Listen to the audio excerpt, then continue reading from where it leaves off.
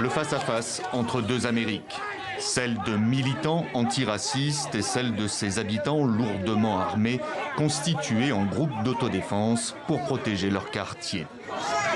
Tension extrême qui peut conduire au moindre dérapage à un véritable bain de sang. Éviter les scènes de violence de ces derniers jours, en pleine période électorale, la Maison-Blanche affiche la plus grande fermeté. Nous avons vu la violence et le chaos dans les rues de nos principales villes. Le président Trump et moi soutenons le droit de manifester pacifiquement. Mais les émeutes et les pillages n'ont rien de pacifique. Pour ce qu'ils font, ils seront poursuivis avec la plus grande fermeté.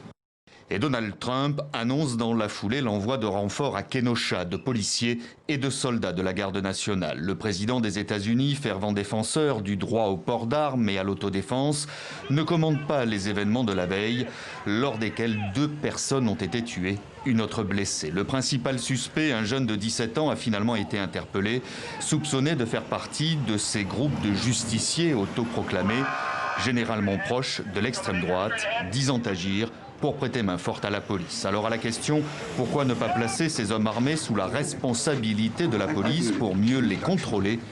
La réponse est on ne peut plus claire.